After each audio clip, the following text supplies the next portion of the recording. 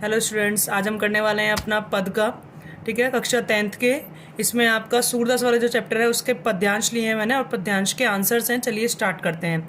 गोपियाँ किसे भाग्यवान कह रही हैं? तो गोपियाँ व्यंग में उद्धव को भाग्यवान कहती हैं। गोपियों ने उद्धव के व्यवहार की तुलना किससे की है? किससे की है? कमल के पत्ते और तेल की गागरी से। गोपियों की दशा किसकी भांति हो गई है? गुड़ में चिपकी चींटियों की जैसी हो गई है। तेल की गागर की क्या विशेषता होती है कि उस पर जल की एक बूंद भी टिकती नहीं है। काव्यांश की भाषा क्या है? तो इस काव्यांश की भाषा ब्रज भाषा है। उसके बाद सेकंड वाला जो हमारा मन की मन ही मांजरी वाला आता है।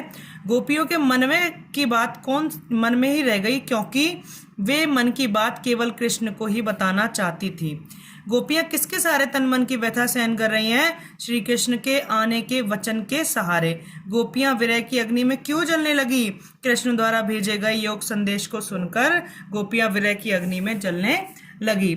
मर्यादा न लही के माध्यम से किस मर्यादा की ना रहने की बात की गई है? तो वचन की मर्यादा। कृष्ण वचन देके गए थे। काव्यांश में कौन किससे? तो यहाँ पर गोपियां उद्धव से कह रही हैं। ठीक है, गोपियां उद्धव से कह रही हैं। हारिल की लकड़ी किसे कहा गया है? हारिल की लकड़ी, लकड़ी उन्होंने अपने लिए किया है, हारिल किया है। तो उन्होंने अपने लिए क्या किया है? हारिल पक्षी बताया है और लकड़ी बताया है श्री कृष्ण को। नंद नंदन, नंद नंदन नंद का बेटा, नंदन मतलब बेटा। ठीक है, नंद बाबा थे, उनका बेटा। तो कौन हो गया? अपना श्री कृष्ण। गोपियां किसे व्याधि मानती है? उद्धव के योग ज्ञान को।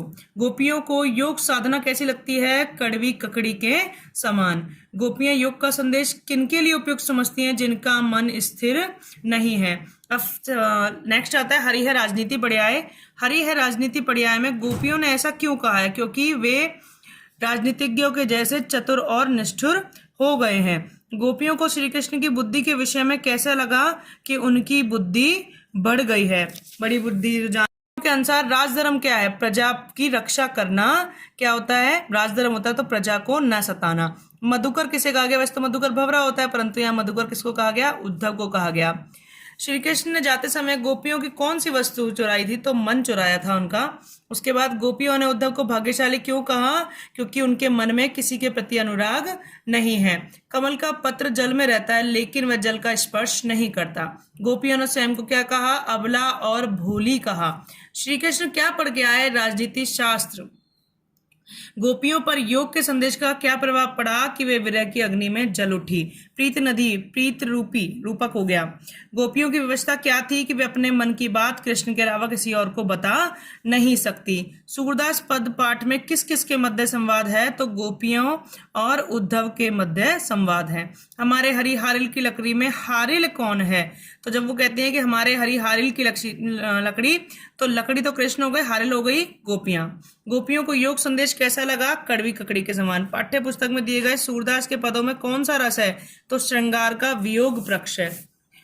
गोपियों ने श्री कृष्ण की बढ़ी हुई बुद्धि का अनुमान किससे लगाया? उनके द्वारा भेजे गए योग संदेश थे। गोपियों ने उद्धव को योग के शिक्षा कैसे लोगों को देने कहा? जिनके मन स्थिर नहीं रहते। गोपियों के वाक चातुर्य की विशेषता क्या थी?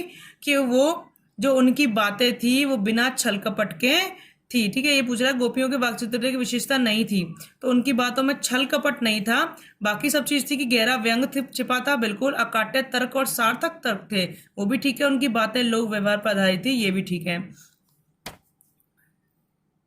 ऐसे और महत्वपूर्ण अभ्यास पत्रों के लिए मेरे चैनल पे बने रहिए।